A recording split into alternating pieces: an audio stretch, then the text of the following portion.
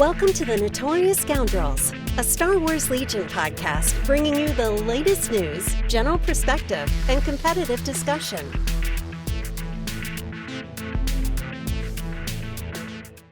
Hello and welcome back to the Notorious Scoundrels. I'm Kyle. I'm here with Mike and Zach. What's up, gents? Hey, feeling good. First round jitters are dispersed. Not totally. I'm still feeling jittery, but but they have been successfully overcome. And I'm good. How are you guys? Physically terrible, mentally and spiritually fantastic for a lot of reasons, Mike. I imagine we're going to talk about those reasons today, Zach. Indeed, we will. So we're going to be talking a fair bit about Invader League today. We're also going to talk briefly about an upcoming AMG preview weekend, multi-day situation, which we have the schedule right in front of us here. So why don't we open with that and the news? Welcome to In the News. So AMG is doing what they're calling a mini stravaganza this weekend. Apparently, this came up fast. I heard people talk about it and stuff, but I didn't really pay attention until you guys mentioned it to me 10 minutes ago, and we're like, it's this weekend. And I was like, oh, okay. Yeah, sounds cool. They've got a lot on the schedule, so. Yeah, it's a lot of painting stuff. There's clearly going to be some previews in here. We got at 10 p.m. Eastern on Friday. The title of the event is Yoda, You Seek Yoda. And the description is, come join members of the AMG crew as they hang out, paint, and discuss the upcoming Star Wars Legion. Commander Jedi Master Yoda! ! Great. I'm Yeah. all in. It's not Mace Windu, but I'll take Yoda. He's my second choice as far as cool Jedi characters go from my Republic list. I mean, you can't have the Republic and not have Yoda. Yeah, totally. I mean, you got to have him. Totally. So I'm really excited about that. I'm sure he's great. All of the lightsaber users in the Republic faction are just so awesome. I can't tell whether Obi-Wan is amazing. He's okay. Come on, man. Oh man, Zach's over there giving me the cringy eyes. The reason Obi-Wan is sparsely played has nothing to do with Obi-Wan or his stat line or his command cards. Both the Anakin players are out, and the remaining player left with Obi-Wan is there. Yeah. So hey, but he hasn't played yet. That's fine. Yeah. Anyway, we also got on Saturday at 8 p.m. Eastern, Star Wars Legion New Fronts. Join Luke Eddy and other members of the development team as they discuss what lies on the horizon for Star Wars Legion. It seems like something. I don't know. Something it's exciting. Not nothing. So I'm looking forward to it. I think it's good to have some excitement pumped back into Star Wars Legion, I think. So I'm excited. I know they were talking about some Vader-y thing on the not cast, but whatever they did a while back. Yeah. And so it sounded like that might be this might be when it happens, and there's a their intro thing for the whole event was that there's going to be some sort of global campaign thing during the weekend. It's not real specific as to what that's going to look like, so but I could see the things that they're talking about maybe tying into that. So that would be pretty cool. I'm in for that. Yeah, very excited. All right. Well, I'm sure we'll have a very interesting cast next week after all this occurs. Yeah, I mean, there's not a ton of details to go on at the moment. So. Right. Other than the absence or presence of certain characters. Totally. I, for one, will be getting and painting Yoda, even though I do not play Republic, because it's Yoda. I mean, also, he's got to be the easiest model in the world to paint, right? It's brown robes, paint him green, and you're done. Oh, yeah. He's going to be easy to look awesome. Make look awesome. Yeah. He's gonna look like a hobbit too, next to all those clone troopers, which is gonna be Great. Definitely. It'll be amazing. I'm not gonna lie. 10 p.m. on a Friday night seems like not an ideal time, but the more I think about it, it's actually super ideal because kids will be asleep. It's late at night. I'm up anyways. It's kind of perfect for my situation. I'm not gonna lie. Well, and this is originally in Pacific Standard Time, which of Right. course AMG is based on the West Coast. So it is notionally listed as 7 p.m. Pacific Standard Time. So but we are of course all on the East Coast. So to us, that is 10 p.m. But 7 p.m. is a perfectly normal time for people to be doing things. It's also like an all day. I mean, this goes from 9 in the morning, 9 a.m. Pacific, all the way through 7 p.m. Pacific. So it's a jam-packed situation for 3 days straight, basically. Of course, this is not just Legion. I assume we'll hear about Armada and X-Wing, and also, I assume Crisis Protocol is going to headline this. I don't think they've had enough time to really truly transition yet. Maybe I'm wrong about that, but I expect most of the content over the weekend to probably be Crisis Protocol related, unless they've really just got the furnace churning. But I guess we'll see. Yep, we'll see. I'm really digging the fact that this is even a thing. This is kind of like the multi-day content production that GW has become known for recently, and I'm really loving that we're seeing something like this, especially in the midst of a pandemic. Everybody's so hungry for some sort of interaction that them slamming us with 3 days of miniatures related streaming is pretty awesome. So thanks, AMG. I'm excited. All right, let's hit Invader news. So why don't you and I both played a game, Mike? So let's not with each other this time, with other people. Although that may be coming soon, we don't know. Well, we can only hope. That's long. Yeah. I think that would be top 8 for both of us, right? I think it's top 16 actually. Really? I could be wrong about that. Maybe it's top 8. Anyway, I'm worrying about the game that's in front of me, which is not against you. Sure. What's your next one? So it's against Dixon, who's playing the Dewbacks. Yeah, Flame Dewbacks plus Snowtrooper Ion plus Darth Vader. Clearly designed as a droid counter list, and I'm in fact playing droids. So yeah, we'll see I guess how that goes. That's kind of. I'm not clearly he couldn't plan for this, but that's definitely something that fits into the category of Kyle looks at it and is like, what do I do here? Right. I don't know. So yeah, we'll see. I'm very unexcited about facing a bunch of flamethrowers and ion weapons. I looked at the list and it's super slanted to just kill droids. Oh yeah, 100%. Yeah, that is its sole purpose. I mean, considering that 45% of people took droids, not a bad plan. Yeah, no, totally. I mean, the foresight there clearly was very, very exceptional. We'll see. I hope you make it. Thanks. Appreciate your confidence. Yeah. I did play my first game to get to this point against Death Trooper Wargaming. Mm-hmm. And he was running the dreaded, maybe not so dreaded, 13 activation droid spam with STAPs and B1s and snipers and a T-series. Yeah. Yeah, I mean, basically, the STAPs got out a little bit ahead of the rest of his dudes. I plastered them with B2 rockets, and after that, all quote unquote, all he had left was 6 activations of full B1s, a T-series, and 3 snipers, and it was basically over. So,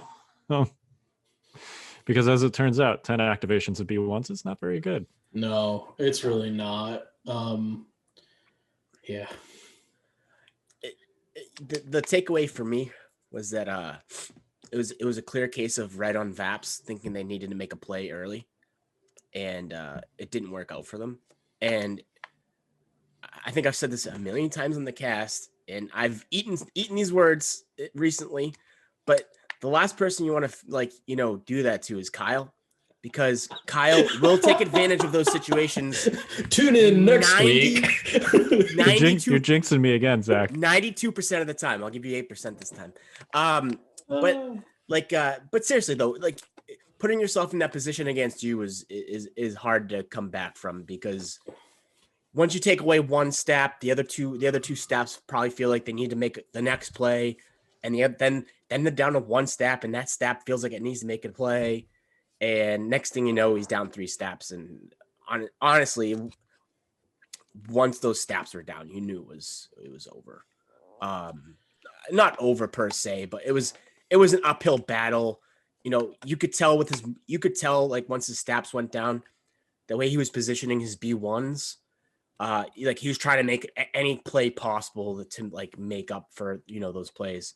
My advice would be, Death Trooper Wargame, if he was listening, the positioning that he had with his B1s turns like 2 and 3 would have been the ideal time for those staps to go in, right? Because if he were to overwhelm you with those B1s like he was going with, like he was going to there, and he brought those staps in at the same time, you might not have had an answer. You know what I mean? But yeah, the trade-offs early on really hurt. Well, and that's the thing that I think we've seen so far about the 13 activation droid lists is, so we alluded to this a little bit in the open, but they are so far 2 and 6.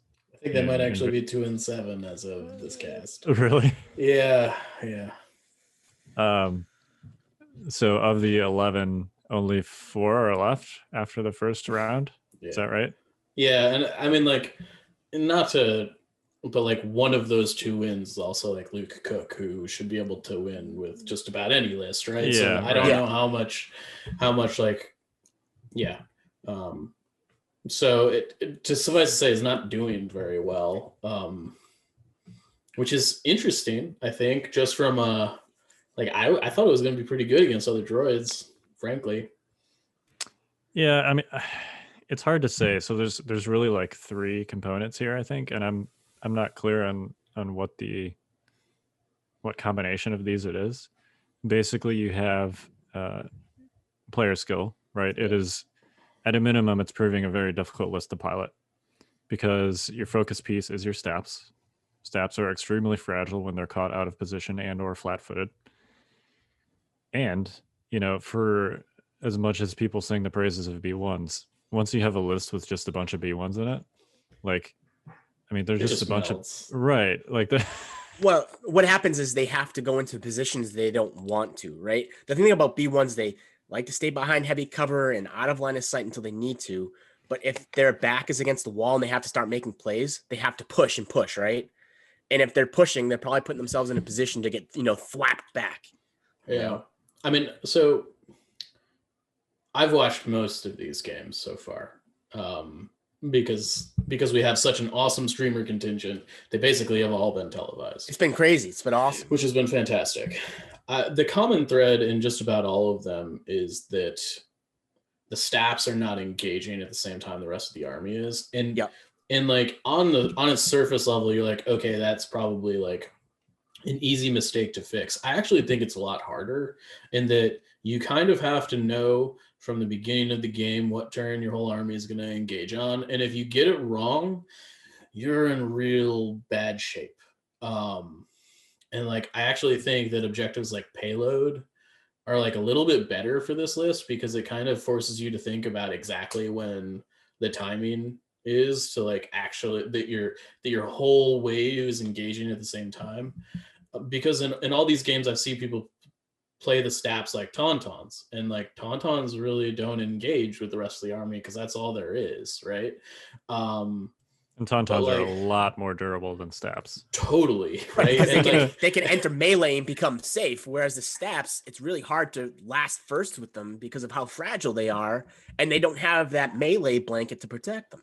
Totally. Like even just like the raw dice like hit point pool of the tawns, I think really kind of like can keep them like you can soak a shot maybe before they die on the turn after you crash. And like consecutively what I've seen is just like these staps flying in, maybe they get a good shot or two, and then they instantly just get blown off the table because there's nothing else pressure in these lists.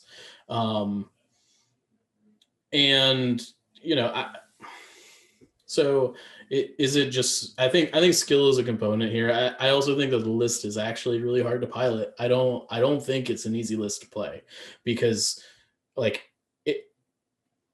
it's decided in deployment. And if you don't have the foresight to know I'm engaging on turn 4 instead of turn 3, you might just lose. Yeah. Like last season, we saw the quote unquote net list be like Rexstar, right? Rexstar is a much easier list to play than this list, and it's being shown that right now. I don't want to say that Rexstar last season was an autopilot, but it kind of was, right? Like you got into position, you stand by. It was the clone mirror games that you had to kind of play a different kind of game, and that's where some players got exposed, was in the mirror matches, I think. I mean, the Rexstar lists were intrinsically timing neutral, right? Like just generally, yeah. Right? That's what I'm saying. That was how they were built, for sure, right? And that this list is definitely not timing neutral. I mean, it's far from it. I think on paper, it might be believed to be oh, well, I have perfect order control. And I know, Kyle, we've discussed this like 3 episodes in a row now. Perfect order control is a little bit overrated, as we've discussed in certain situations. This list might actually be like the exhibit A of how perfect order control is overrated, because you have all the control that you need, but timing it all correctly can be a bit of a problem. Well, and so in the past, we've talked about perfect order control being overrated. I think it's important to note that order control of your focus pieces is still absolutely critical. Yeah. But that's very different from just having every token face up or the equivalent. But I also, go ahead. Well, I think, going back to the difficulty to pilot, part of a good list is kind of being able to make mistakes and not be punished significantly for it. And that's part of why Rexstar, I think, was a little bit easier to pilot, is because if you make a positioning mistake, you've got shared dodge tokens and red saves and surges to rely on. You're not instantly dead if something's out of position, right? Right. Yeah. And I think too, since we're comparing this to Rexstar, besides just the difficulty to pilot component, I think the power level of Rexstar relative to other lists was wildly different than this one relative to other lists. It's gotten a lot of same hype, and I think it actually is a good list in the right hands, and maybe Luke will demonstrate that for everybody. But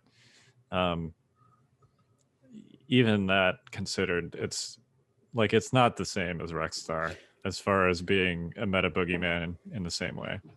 No, I mean, yeah. I do think that if it's piloted well, I think it can feel terrifying. Because if you've got 10 units moving in at you at the same time that are all doing lethal amounts of damage, that's very good. But the thing is that in all of these matches, it has been piecemeal engagements, and this list just can't operate like that.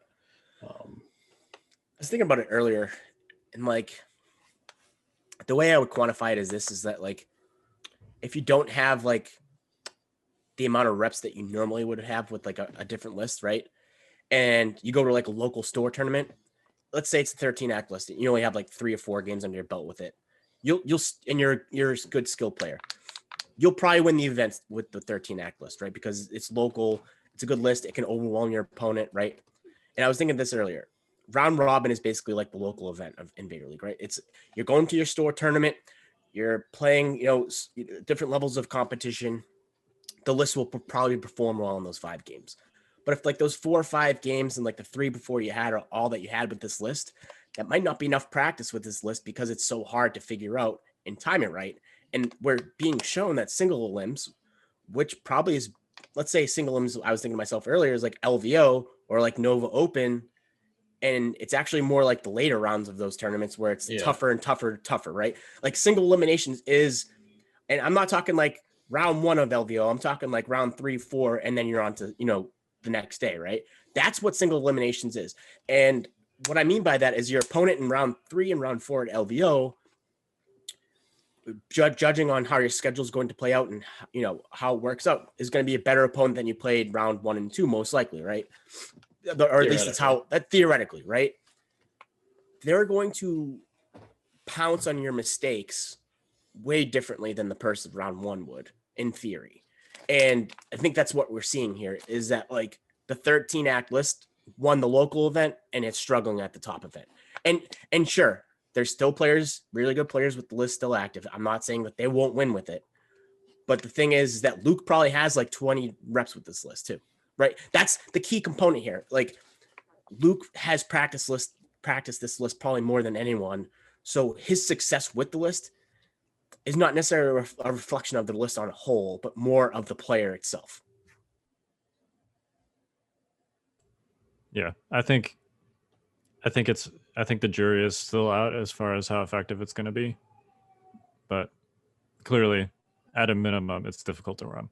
Yeah, I mean, I think we can say that much so far. I definitely think it's totally possible we see it at the top tables. I don't think that, but I do think that the perceived percentage of how many of those lists were going to be in the top tables has dwindled immensely. Yeah, hate to see it. Someone actually, you sound so sad, Zach. Yeah. Someone actually compared it to like a Palpatine list, in the Tauntaun meta, where Palpatine was both extremely rare, difficult to use, but also highly effective. I mean, there were, I think, 4 US events sort of during the Tauntaun meta, and Palpatine won 2 of them. So, and in both cases was essentially one of like, 2 or 3 Palpatine lists at both of those tournaments. So I think it could be a similar situation with this 13 activation stat list, where it's absolutely terrifying in the right hands, but if people try and copy it, like, photocopy the list and throw it on the table, they're going to be disappointed. Yeah, I agree. I also think I think the meta may have like countered itself a little bit. I actually think I thought they were going to be really good against the IS list, but I actually think B2s are like really good against this list, because it kind of like they like auto counter a lot of what this list is counting on, which is like hiding behind cover to some extent. Like the speeders innately have speeder 1 or whatever, and like the B1s also want to be hiding around cover. But like when you're just have blast every shot, it takes away a lot of the natural defense of the army. Yeah, I think Kyle's opening salvo was like a stat flew in, ripped a shot at the B2s, did like 1 wound, and then Kyle just blasted a stab off the table. Like that is a bad exchange for those stabs, Yeah, that's the other thing is B2s, while B1s can decidedly not take a hit, certainly not an out of cover one. B2s can. Totally. So, the stabs fly in there. If they're shooting B2s, they're doing a good amount of damage probably, but they're not going to fully eliminate them. And then the B2s fire up those rockets and those range 2 guns and the stabs are gone. So, anyway, how was your match, Mike? Yeah, so my match was today. I have been playing Rexstar. My opponent, Gas Powered Stick, was playing Dooku Tank. Grievous. Sorry, not Dooku. Yeah, Grievous Tank. 6 B1s, 3 of them had heavies. There was a sniper team in there and attack droid. So basically, it was like a bunch of bodies with Grievous and AAT. And we ended up playing Hemden Sabotage Supply Drop, which I think was pretty good for me. But what ended up happening was my second VAP ended up like halfway across the table because of how Hemden worked. So I kind of had to take the tact of securing my first VAP and then just blowing him off his home VAPs and like taking them from him. which like is mostly what ended up happening. It was a weird game. I put like 6 wounds on the tank by like mid turn 2, and I didn't kill it until like the 4th to last activation of turn 6, because my arcs just started. That's wild. It is. My arcs just started bouncing. You know, and it was like, oh, this isn't good. I'm not rolling any crits. I'm not rolling any surges. This is kind of a problem. And so like halfway through turn 4, I was like, I can't take chances on not killing this anymore. I've got to use my arcs to actually do damage to my opponent, you know? So like I sunk a bunch of wounds into the tank, and then it just got to fire every turn for 6 turns. And I was like, all right. And Grievous got in there on turn 3. It was turn 3 or turn 4. And Grievous had to move up. He moved up like behind the building I was hiding behind, and I like cohered around the corner.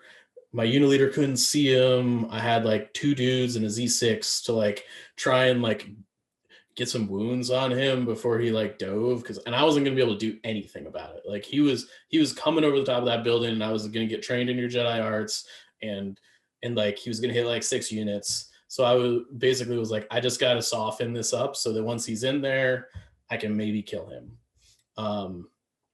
So I cohered around the corner with 3 dudes. I did 4 wounds to him with 2 black dice and 6 white dice in heavy cover. Yeah, he wasn't thrilled about that. But Grievous never died. So like that also ended up like not mattering at all. So like he had these like 2 heavy focus pieces that I just had to like, I killed everything other than like the only thing he had on the board at the end of the match was Grievous and 2 B1s. I think I said it to you, Mike. I was like, you should kill everything on the table other than the tank and Grievous. Well, I mean, turns out I like basically did both to some extent. Like, but it was the game turned into a real struggle because the things I was trying to do like didn't really go off super well. The thing that kind of got me back into it is that I played Call Me Captain with Rex in range of like 4 to 5 units. And I just like stepped up with 3 strike teams back to back to back and just split fire into all of these units. Rex probably fire supported like 5 or 6 times into like B1s with no cover, right? I think like his dice might have killed like 20 B1s by themselves that game. So Rex is an all-star. It was really weird. I was tapping all my O pushes during the game. Like I did not play Take That Clankers because we started on hemmed in and we were already too close. So I was just like using offensive pushes for like standard aim tokens, which was kind of a weird usage, but it was weird. It was nice to have, to be honest. I've done that before. It feels super strange. Yeah. I don't know. So I was able to win my game. But it was a nail biter. It was like it came down to the wire on turn 6, and he actually like he was really like trying to like make a play, and he swiveled the tank and like tried to take 2 shots, and then took the first shot with the gun that swivels, and then realized that the second thing he wanted to shoot was outside his front firing arc. Oh, so he couldn't. Yeah. It was like after he took the shot, he realized that he actually couldn't target the second thing he wanted to shoot. The range 2 gun in front is fixed front, right? Yeah, he had the it was one of the shells he was shooting. Oh, okay, yeah. You know, so and they're fixed front, so he hit like one of my arc strikes with the 4 red die, didn't kill anything, and then like tried to, you know, he was trying to lock dirt and like put down a ton of suppression and stuff, right? And it just like, I think that was kind of like the pivot moment where I was able to kind of like kick the door in and kind of seal the deal. But it was so tight. It was a really good game. Ryan from Stabcast streamed it. So you have what, double tank next? I think I've got double tank next. Honestly, I'm like kind of nervous about it because I wasn't really able to deal with a single tank super effectively. The next list is 2 tanks backed up by like 4 repair droids. Yeah, and I've come to find out, well, in my games against double tankless, I feel like the B1s won't be nearly as exposed as the ones in this game. Yeah. Like they're basically like, I don't want to call them pass activations in double tankless, but they essentially can be pass activations. And he's just going to try and outrange you with the tanks, depending on what you got. So yeah, I mean, he's not going to be able to outrange me, but like, it's like a case where I am going to need to rely on like the Z6 crit machine, right? Yeah. You know. Yep. And like sometimes you have to do that. I only put like 2 Z6 shots into the tank this game. Both of them were like 2 to 3 crits though, so you know I think I got a little lucky there. But yeah, the next game is going to be a tough one to overcome, I think. So we'll see. What map are you playing on? It's a great question. I think it's the map we're all playing on. I don't know. I'd have to look. I can tell you in just a second. We are playing on Scarif. So I think it's going to be hard to hide 6 full squads of B1s on that map. it's just like you can hide them behind 2 tanks pretty effectively. Oh yeah, degree. I mean, like you might have to tanks, do some like looking underneath the tank kind of situations. Yeah, I just like the tanks provide their own terrain to some degree. They do. You know, so just another case of where you want to avoid KP at all costs. Yeah, I mean, I think the good news is I'm pretty sure. I'm not totally positive off the top of my head, but I don't think Scarif has something that they can actually like fly on top of in the middle of the map. I think it's the double stack boxes. Yeah, I think so too. So I think that they might actually not be able to like if they can get on top of it, I can still like get under them and touch it, I think. Okay, there you go. So, but like there's nothing worse than that when the AAT could just fully like encapsulate the middle. I've lost several games in that scenario. Yeah, that's why I dislike maps where, and I say this having made one such map, but where there's just like a little crater in the center as the KP. Yeah, that was today. Yeah, I was like, KP came up in like the second slot, and Sabotage was in the first, and I was like, well, I guess I'm not banning anything. So, yeah. So interesting. He chose not to ban the KP. It was a really weird ban phase. I passed both times. And well, you were red, so if you banned Sabotage, you would have just banned KP. Yes, but it was just like one of those things where like I was like looking at the objective cards and thinking, what is the most optimal scenario for me? And he like banned to it, which was a little weird. And I was like, all right, I guess we have very different ideas how we want to play this game, because like we want the same thing, which I don't know. You know, like generally that's a sign that like something, yeah. But you know, and I think he had good reasons for it. But as soon as we were setting up for Hemmed In on Sabotage, he was like, "Oh, my evaporators are not safe at all." And I was like, that's yeah, pretty much all the time on Hemmed In. Like Vaps on Hemmed In creates awkward scenarios. And that was really all I was going for. I was just like, I had Intercept, KP, and Sabotage. And I'm like, well, KP is pretty terrible because the AAT just sits on top of the thing. Intercept is like kind of a toss-up, but it's going to like make all my units in the same place for Grievous. That's not great. Sabotage at least like spreads us out a little bit. And yeah, I think that worked out. So I've played a lot of Hemmed In Sabotage. It's chaotic.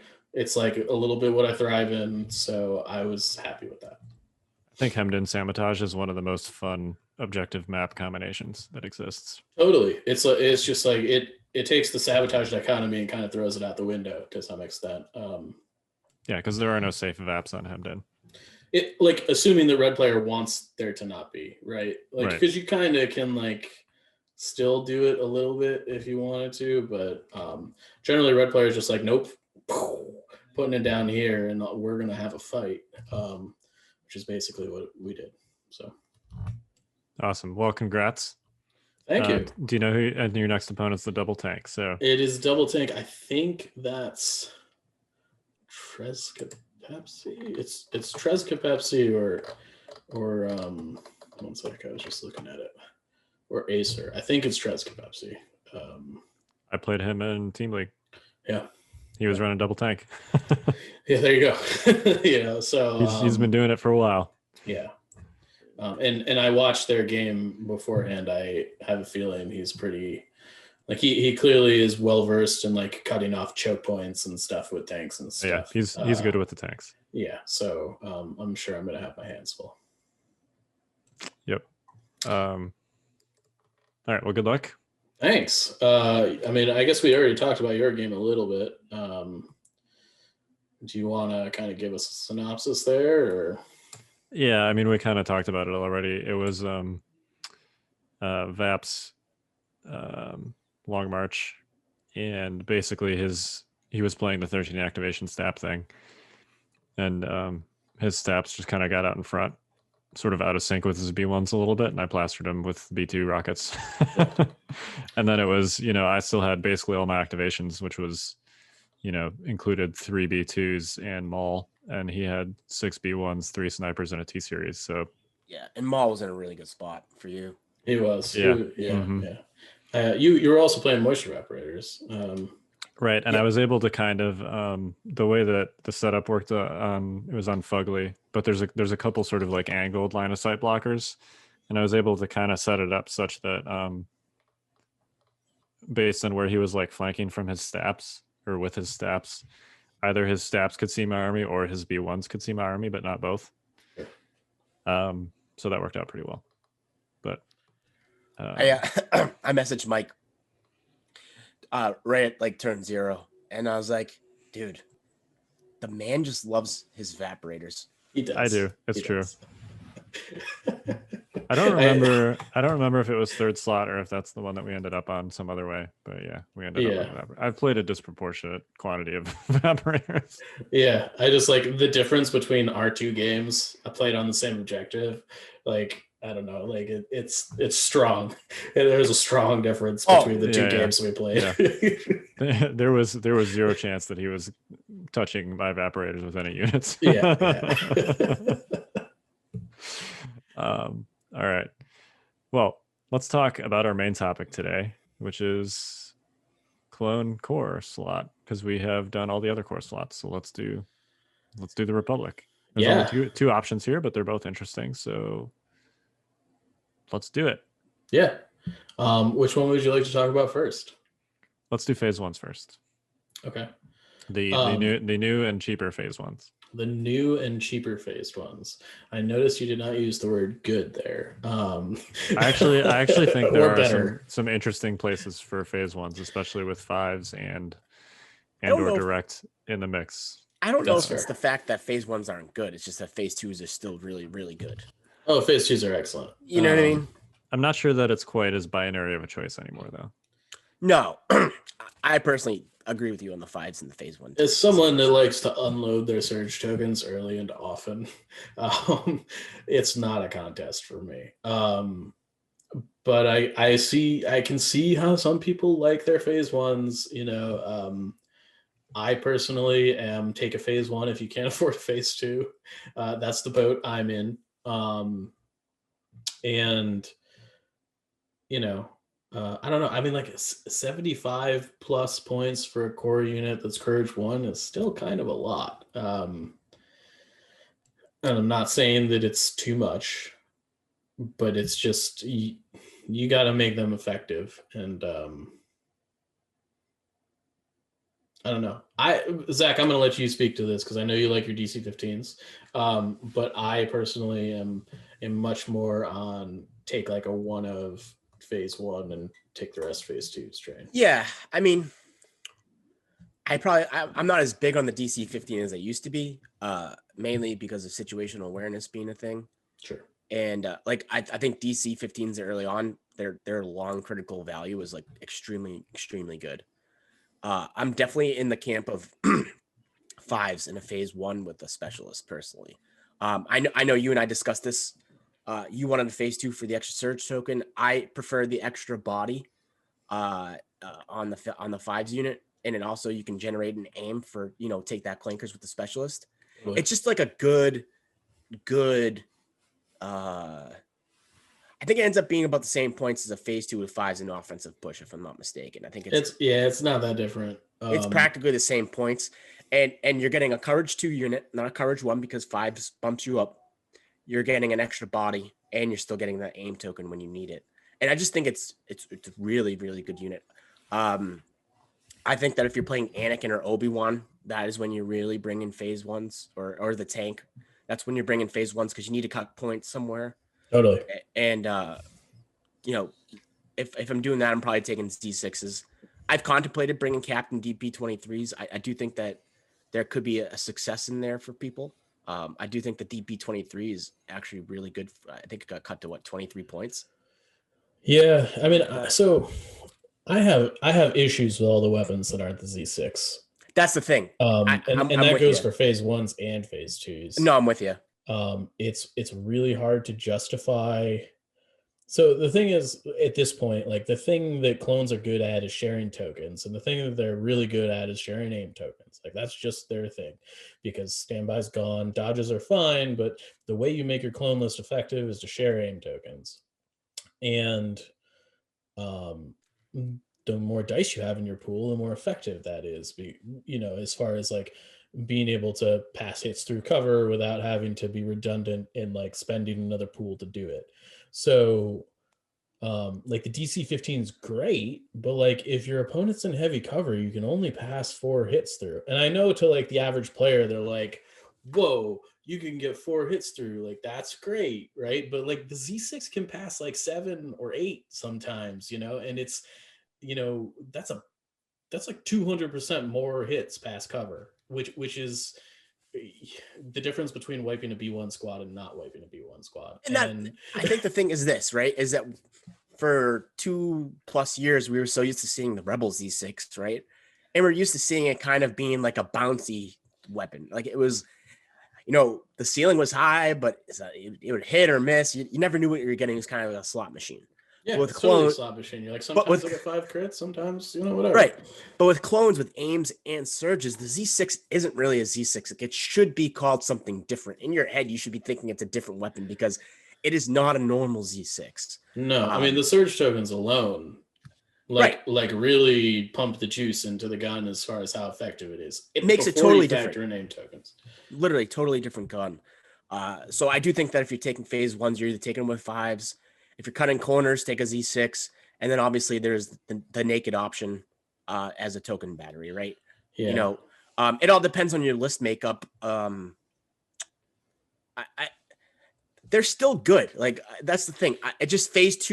Phase twos just overshadow them essentially, even with the points bump on phase 2s. Because it turns out reliable 1 and courage 2 are just worth those extra points. I don't know how else to put it other than it's worth those extra points if you have them. I was watching I think it was Doc Velo's game.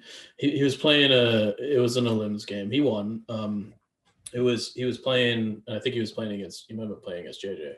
Yeah, JJ had Barks and some phase 1s, and it was a difference maker. That was kind of a weird list. But like Doc had like 6 phase 1s with like DC-15s. I think one of them might have had Echo or something. And he had a couple generics. And I remember watching him being like, man, every time this guy gets a suppression token, like that unit's suppressed. And I was like, man, this is a different way to play clones. I think,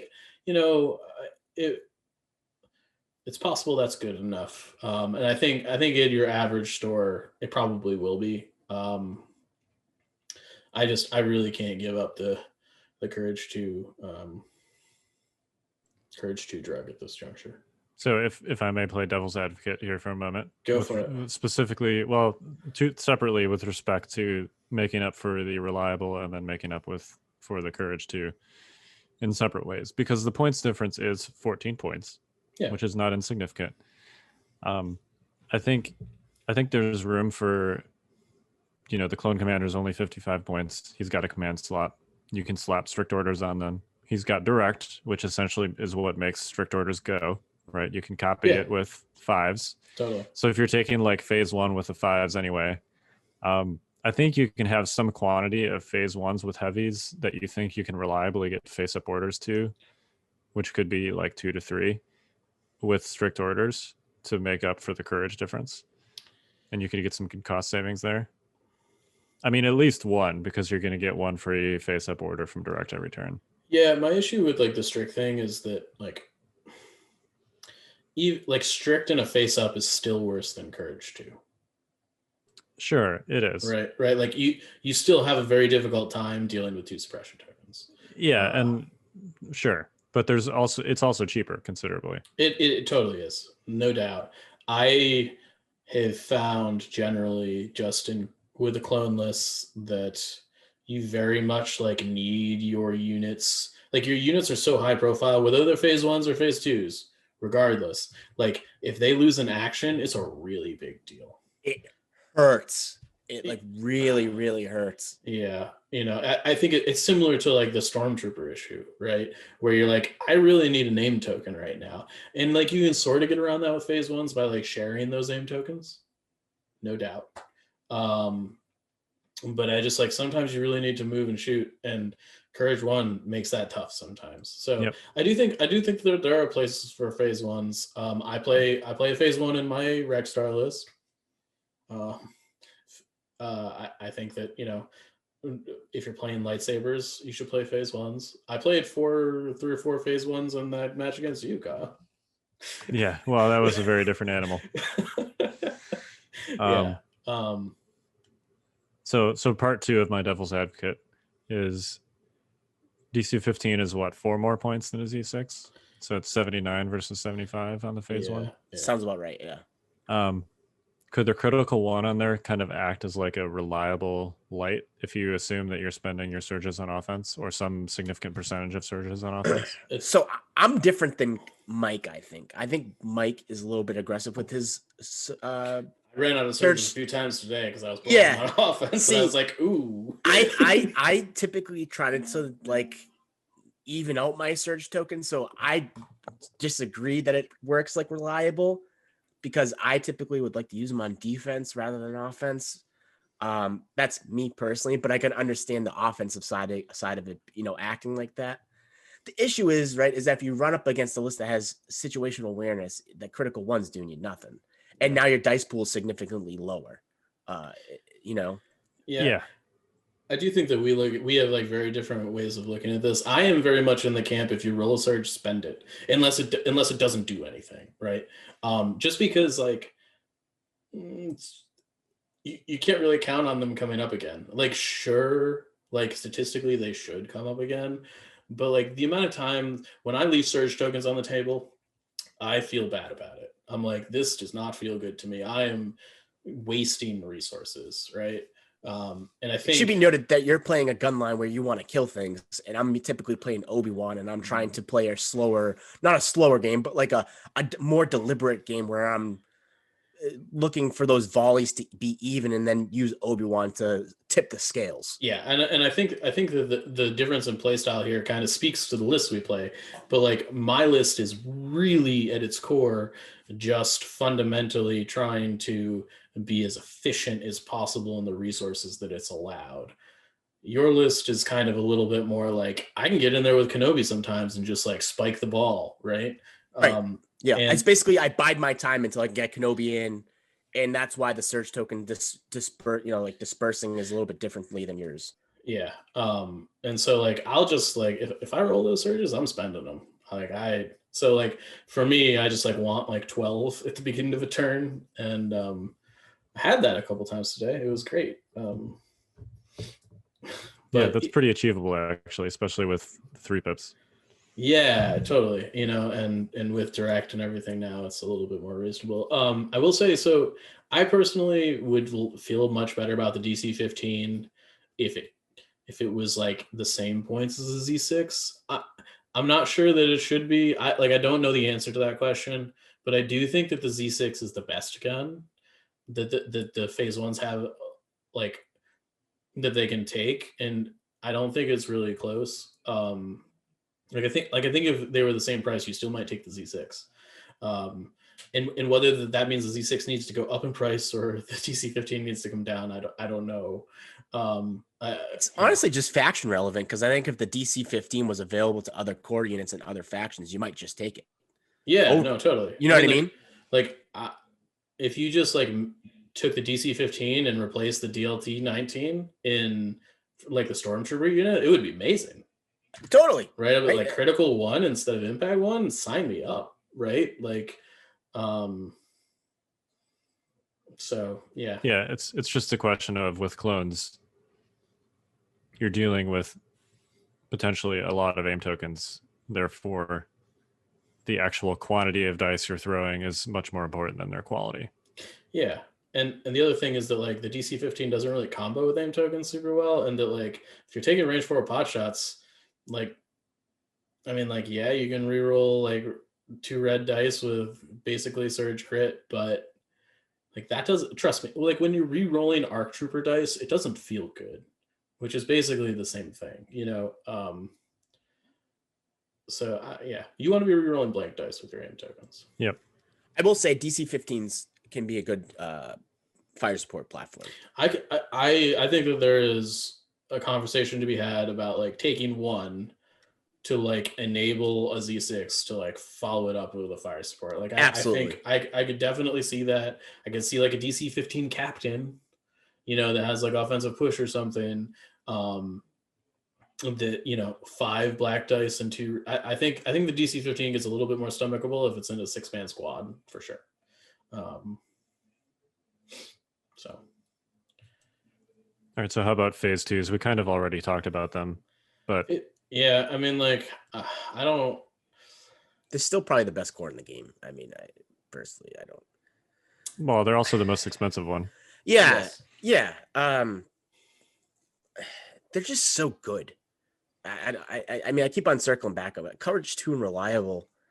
It really is. Mike said it's like a drug. Like the Courage 2 is just, it's a drug. I think I've had this conversation on here and on the Discord. It's really like playing Special Forces in your core, your core slot. And once you do that, it's hard to go back. I mean, do you know how many times I go to build a list and I'm like, oh, well, if I do this, I could at least play a couple phase 1s. And I'm like, well, I can bump it up and just take a phase 2 anyway. So what's the point? It happens all the time. It really does.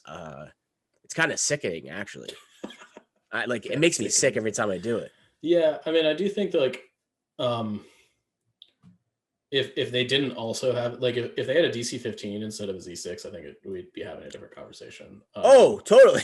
Yeah, totally. You know, and I think the fact that they have the best gun that the other core unit has, and they have all these bonuses on top of it, is really interesting. I do think with the points adjustments, it is more reasonable to take like 2 phase 2s and 3 phase 1s or something like that. I do think that like if you have the points, you should take phase 2 Z6s instead of phase 1 Z6s if you have the points. You know, they are really like special forces to some degree. You know, they just when they act, they do the thing you want them to do. Like pretty much every time. And that's pretty invaluable. I don't really have a ton to say here other than like, you know, you should put offensive push on them and be happy about it. That's another thing. I keep on alluding to Reliable and Courage 2, but like the training slot's also huge. It's also huge. Like right? Huge. Like you're like, okay, we have offensive push. Now we have to take that clankers on all of our core units. And I think when it comes to maybe like the core conversation here, I also think that like we really need to talk about 5s and Echo. I don't think Echo should be in your core units. No, I agree with you. He's too expensive as a heavy. He really inflates the cost of the unit, and he really suffers without sharpshooter. He's basically like a DC-15 that has lethal. That's literally what he is, actually. I tested it a couple times, and this is how I felt. Phase 2s want to be jousting with your opponent at like range 3. Mm-hmm. And putting Echo at range 3 puts him at risk of being shot back. And his point cost, he gets like, if your opponent focuses that Echo unit down, you are going to be down points quickly. Like that is a lot of points to lose in a unit and go down in. And yeah, you can put offensive push on it, and yes, you can share aims, but I did not like it at all when I did. I mean, I think that goes for phase ones too, right? Just I wouldn't put Echo in a core unit. Fives, on the other hand, I don't think that there are many things in this game that are auto include. And Zach, I know you said this before, but fives is if there's anything in this game that is an auto include in a specific factions list, I think it's fives. Like literally, I start every list with him in the list building. Like I either go with phase 1 or phase 2. Let's say I start with a phase 2, then I need to shave points. I'll put him in a phase 1 or all that stuff. But I start there. Like it's too in value. Like the value he brings to the list is just, you can't even put it into words. I will say, if you're not doing stuff with command slots, he's less of a requirement, I think. Sure. If you're not playing aggressive tactics, you're not playing strict orders, whatever, he's less of a requirement. However, if you're playing clones, you're doing that, so and there's also the whole direct fire support, like to be able. The biggest thing that fives brings to the table in my eyes is the ability to set up multiple fire supports on 1-pip turns. You're like, oh, I played a 1-pip. I have 3 orders on the table. So not only can I go with the unit that wants to fire, I'm going to add 10 dice, and you're going to feel it. And I think that's a big deal, right? Like fives himself is not 10 dice, but the unit he's giving an order to probably is, because it's a Z6. So you get to go with your cool, sweet unit, your focus piece or whatever, and then fire support on a 1-pip turn. That was not really something you could do before, at least with any certainty. And it's very powerful. Yeah, and on the flip side, and I know it's a different conversation, we'll get to that point, but on the flip side, like fives should always be in your core, I think, and not on your special forces. Yeah. Which is a whole different discussion, but I just want to note that he should be on your phase 1 or phase 2s and probably never on your arcs. Yeah, I think that's very true. Fives is definitely, I guess you could technically put him in a strike team, couldn't you? You technically could. I mean, like technically. Yeah. I'm not saying you should. No, yeah, you technically could. That feels like a Yavin base team league type of thing where you kind of have to do it, which I think I might have done it, honestly, when we were messing around with lists. Sure. But yeah, no, you really should not be doing that. Well, and that's because he functions much more like a quote unquote standard heavy weapon upgrade for a core unit, right? He's range 3. And he also has a courage buff. So it's kind of a waste to make that courage buff on a special forces unit that already has courage too. Yeah, I do. And may or may not be getting shot in the thick of things. Yeah. I know, Zach, you're a big advocate of the fives phase 1. I do want to just like tout the fives phase 2 thing a little bit. Oh, yeah. Having a courage 3 unit in your clone army can sometimes be like a real lifesaver for a couple of reasons. First, it's almost impossible to suppress them. Second, if your commanders die, you can be like, oh, I have a courage 3 bubble now, which is like something you can't get unless you take Anakin or Kenobi. Yeah, and opponents will try and focus fire fives, like if they have the chance to. And so yeah, that's like a big thing to have to fall back on. I get it. Trust me. Yeah, I do think that it might not seem like a lot on the surface, but the extra wound you get on fives is kind of a big deal. It just keeping the unit alive. I don't think it's like very good from like a how good is this unit perspective, but I do think when it comes time to preserve unit leaders, and that time will inevitably come in your Legion career, like being able to have an extra wound in your unit kind of for like pseudo free, it can be pretty strong. Well, and if you do the phase 1 plus specialist route, you've got a 7 wound clone unit. Yeah, disgusting. It's kind of disgusting. That throws 8 black dice. Yeah. Which is good, no doubt about it. I'm not gonna pretend that it's not. So well, the phase 2 one is 6, which is still all kinds of beef. Yeah, so I don't know. I guess like talking about clone core outside of just like breaking down the units, you really need to keep them together. If I were to tell you anything, do not split them up unless you're sure that the units that are breaking off are going to survive and can't be suppressed. Like, you got to be real sure that that's not going to happen, because keeping them balled up and sharing tokens is how you keep them effective. For instance, in my clone list, the thing I did today was I led with my phase 1 unit with all the phase 2 units behind him. And I was like, okay, my phase 1 is going to do my evaporator and shoot you and stuff. So you're going to have to kill my crappy unit before you, like, I'm going to share my tokens from my expensive, valuable units to the unit that is the same when it's not suppressed to make you shoot that unit. And then my valuable units are going to come in and clean you up. But you can't do that if they're not together. It's very important. Yeah, I usually describe it in a weird way, but I call it like a revolving door. And what I mean is that, like, you put a unit in front, like you're talking about, and they do their work, and then they start to backtrack, and another unit kind of follows them up and kind of like that. You just keep on cycling out units that are trying to do what you're trying to do. That way, like, when you start taking hits, you get them out and you preserve that unit, and they're still functioning with your army. And it's a huge deal.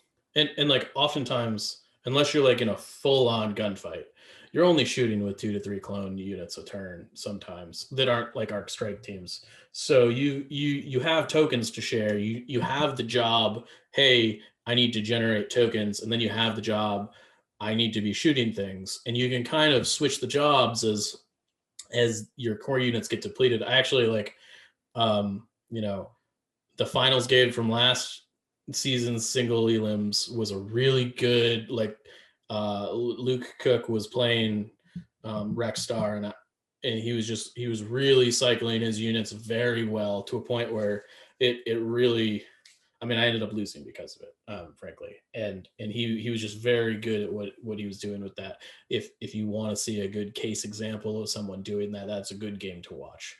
I think that's on Turn 6 Crits with Ty, if you are looking for it. I don't know if it's still up on Twitch, though. It's been a while. So,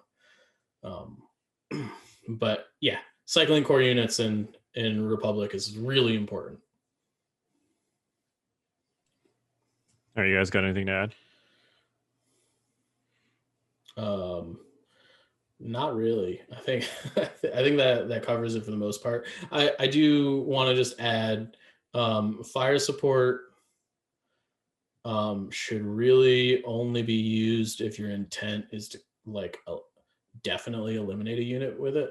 If you're not going to eliminate, if you don't think you're going to eliminate a unit, or the odds say that you're not going to eliminate a unit, you shouldn't do it. And I say that having done it today. But like, it was, I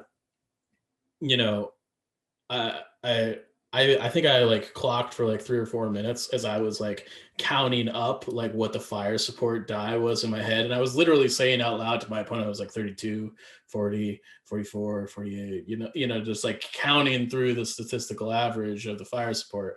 And I came to the conclusion, I was like, well, this isn't going to kill Grievous, but I don't got anything else. So this is what I'm going to do, and I ended up doing like 1 wound with like 15 dice. It was really bad. I was not thrilled with it, but no, I'm with you. I very rarely will fire support unless I like deem it worth it.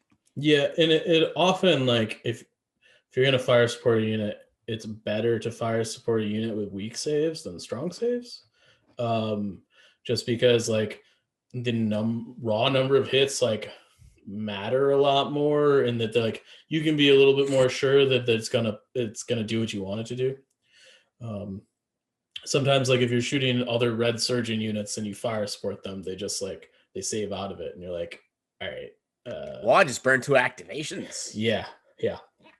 I had a little bit of a advantage today in that I was just taking activations off the board left and right, which allowed me to do that. But there is a like a niche conversation that if you have a unit that is like on panic and you just want to fire support with them. Like that's more or less if you're bringing phase ones, right? Totally. More so than phase twos.